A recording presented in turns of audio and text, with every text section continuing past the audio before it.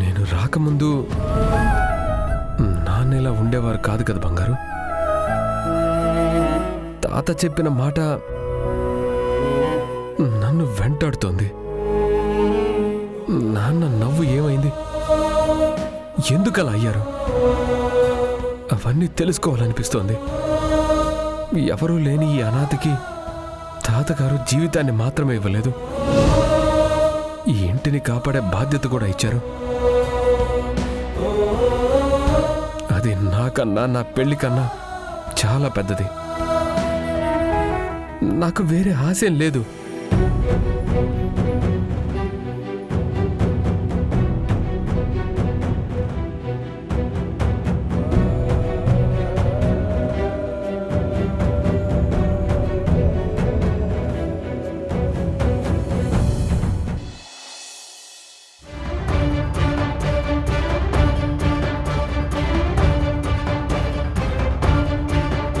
ఆ నిజానికి ఎప్పటికైనా ప్రాణం వస్తే నేను సజీవ సమాధి అవ్వాల్సి వస్తుంది. కర్ణ, నువ్వు ఏ కారణానికి ఆ కుటుంబానికి దగ్గరవ్వకూడదు. పొరపాటు నీ విషయం వాడికి తెలిసిపోతే ఏమవుతుంది?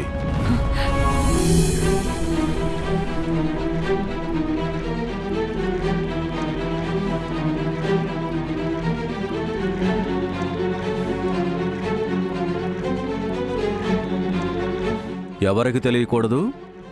ఏం తెలియకూడదు? ఏ విషయం? అన్నకి ఈ విషయం తెలిసిందంటే నన్ను ఇక్కడే షూట్ చేస్తాడు. లేదు లేదు, అన్నకి ఈ విషయం ఎట్టి పరిస్థితుల్లో తెలియకూడదు.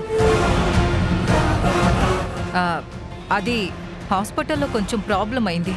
డోంట్ వరీ, నేను హ్యాండిల్ చేస్తాను. ఏదైనా ఉంటే నీకు చెప్తాను. ఏ కారణానికి కూడా నీ మాట మీరు ఏం జరగనివ్వకు. సరే అన్నయ్య. కర్ణ విషయం ఏమైంది? అర్థం కావట్లేదు. ఉసురాడని అని పోతే కొసరాడుతున్నాడు. నిలబడ్డానికి చోటిస్తే ఆ చోటే నాదంటున్నాడు. అది వాడి భ్రమ. నేను వాణ్ణి ఎలా కొడతానంటే వాడు చచ్చాడో బ్రతికాడో వాడికే అర్థం కాకూడదు, అలా కొడతాను. వాణ్ణి ఊరికే వదిలిపెట్టను. వాడికా గతి పట్టించకుండా ఉండను. నువ్వు జీవితాంతం ద్వేషం అనే మురికిలోనే ఉంటూ ఆ కర్ణతో గొడవ పడుతూనే ఉండాలి. నా జీవితంతో ఆటాడిన నీకు ఎప్పటికీ మనశ్శాంతి దొరకకూడదు.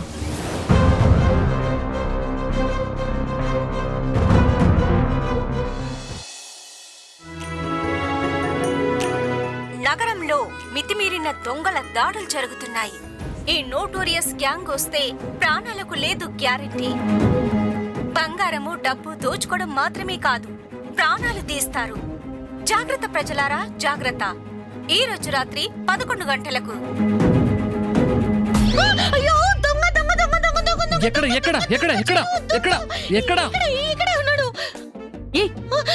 ఎందుకు ఇలా అరుస్తున్నావు? అయ్యో, దొంగ దొంగ దొంగ దొంగ! ఎక్కడా?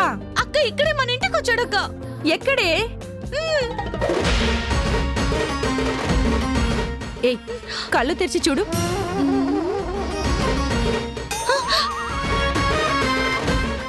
బావా, మీరా?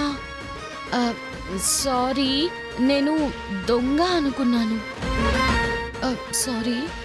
3 పూటల ఫోన్లు టీవీలో ఇదే న్యూస్ చూస్తూ మా అందరినీ దొంగలు చేసేసావు. పిరికి పందా. అవునక్క, నేను పిరికిదాన్ని. ఆ దేవుడు ఉన్న ధైర్యమంతా నీకే ఇస్తే నేనేం చేయాలి? ఓ, ఆ దేవుడు నీకేమిచ్చాడు? Beauty with brain. నీకది లేదు. ఏమన్నా? నీకది లేదు అంటున్నాను. అయ్యో బావా, ఏమన్నా? పట్టుకోలేవు నిన్ను. అక్క, పట్టుకుంటే అయిపోతావు. పో, ఎక్కడికి పోతావు? దొరకకుండా ఉంటావా నా చేతికి? తాను నీ చేతికి చిక్కాడంటే ఇక అంతే కదా. ఏం లేదు, యాక్చువల్గా నీకో మాట చెప్పాలి నిత్య, బట్ సీరియస్ అవుతానంటే ఏం చెప్పకుండా ఊరుకుంటాను. ఏంటది? అమ్మమ్మ బర్త్డేకి కర్ణాని కూడా పిలుద్దామా? తేజస్, నువ్వే కొంచెం ఆలోచించు నిత్య. కర్ణ మన కోసం ఎంత శ్రమ పడ్డాడో, తన ప్రాణాన్ని రిస్కులో పెట్టి నిన్ను కాపాడాడు.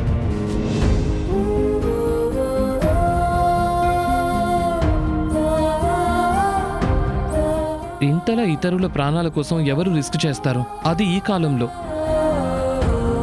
And that to without any expectations.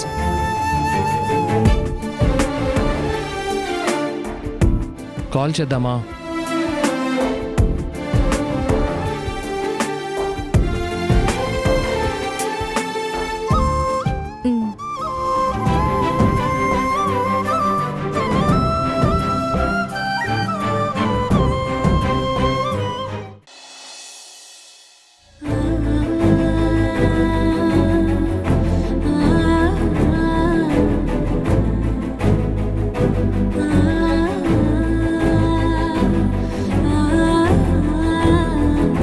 అన్నయ్య,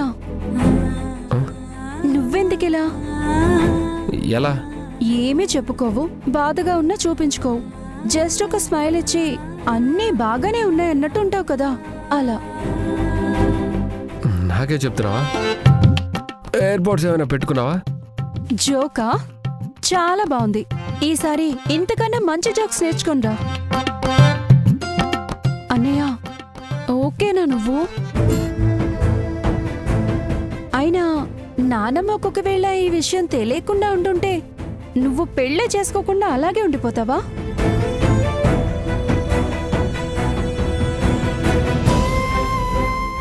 చూడు, నీ మొహం మీద ఏదో ఉంది ఇక్కడ.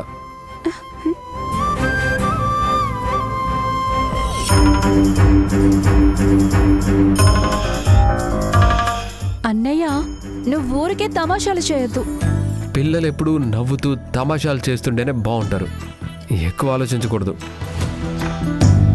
పోపో, నువ్వెప్పుడు ఇంతే అన్నయ్య. నేనేదో సీరియస్గా వచ్చి మాట్లాడుతుంటే నువ్వు ఇలాగే ఏదో ఒకటి చెప్పి నా మాట మారుస్తావు.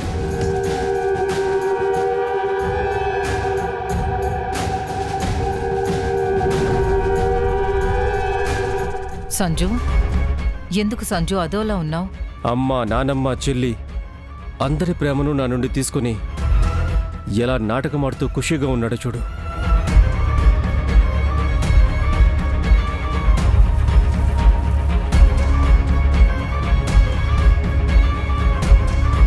నిన్ను చూస్తుంటే నాకు బాధగా ఉంది సంజు. ఎందుకంటే అందాల్సిన వాటి కోసం ఎంతకాలం ఎదురు చూస్తాం? నీకు దక్కాల్సిన ప్రేమని వాడు దోచేశాడు. ఇంట్లో వాళ్ళ కళ్ళకి నిన్ను చెడ్డవాళ్లా మార్చేశాడు. ఇదంతా నిజమే.